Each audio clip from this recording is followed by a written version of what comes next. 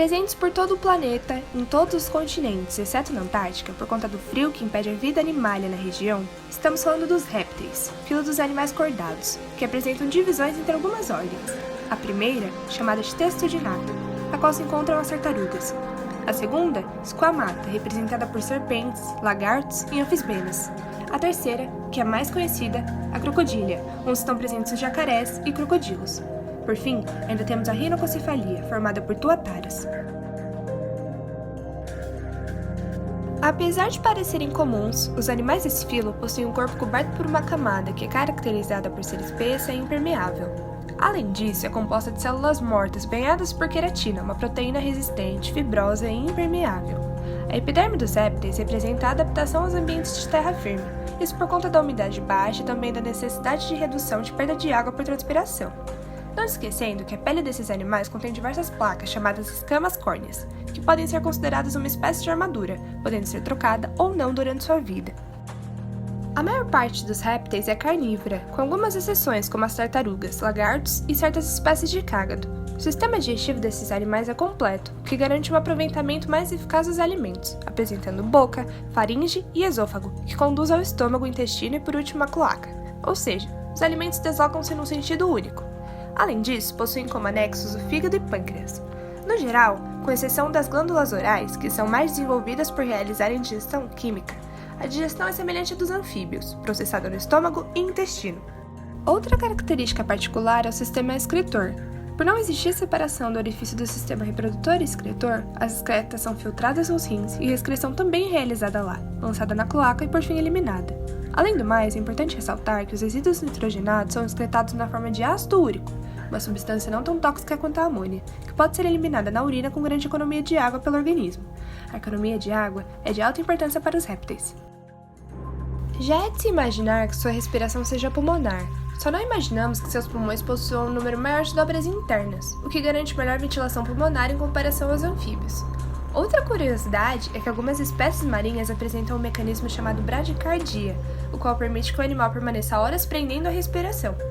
Muitos não sabem o motivo das locomoções dos répteis. Isso se dá por não utilizarem o calor proveniente das atividades metabólicas para controlar sua temperatura corporal, e sim o calor externo. Sendo assim, quando a temperatura corporal aumenta, os animais vão para a água ou sombra, e quando diminui vão para o sol.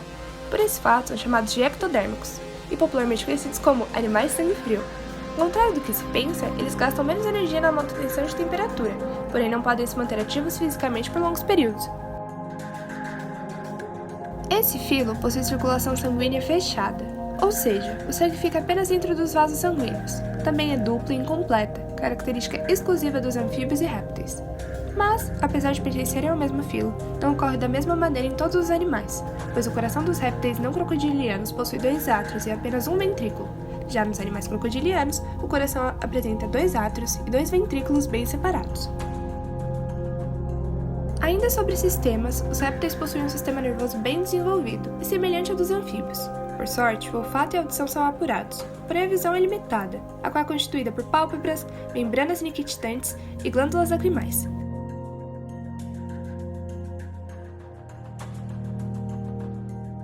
São caracterizados como seres que apresentam sexos separados conforme o gênero, ou seja, dioicos e ovíparos, apresentando fecundação interna e um desenvolvimento direto. Seus ovos são amnióticos e protegidos por uma casca membranosa. Aliás, o local onde o embrião desenvolve estruturas extraembrionárias são elas o saco vitelínico, o âmnio e o alantoide, as quais farão com que seu desenvolvimento em um meio terrestre ocorra.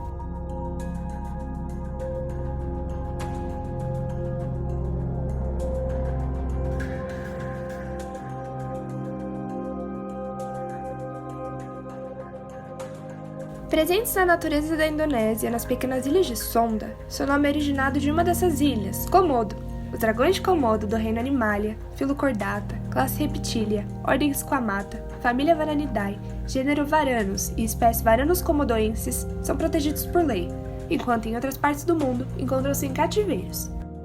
Pouco se imagina um lagarto de 3,5 metros de comprimento e 150 kg, e por poder atingir isso quando adulto, o dragão de Komodo é considerado o maior lagarto do mundo. É um animal conhecido pelo fato de ser um exímio nadador, corredor e também escalador, pela sua força e habilidade ao caçar, e além disso poder chegar a 20 km corridos por hora. Também é agressivo, extremamente rápido e inteligente. Algumas pessoas comparam sua inteligência com a dos mamíferos. O dragão de Komodo tem caráter de lagarto monitor, por conta da sua cabeça afilada, pescoço comprido, corpo pesado e uma longa cauda. Sobre sua pele, pode-se dizer que é escamosa e de cor cinzenta e marrom, enquanto a língua é amarelada e bifurcada, aquelas divididas em duas pontas. Assim como as cobras, esses lagartos esticam a língua para fora da boca para obter informação sobre o ambiente em sua volta.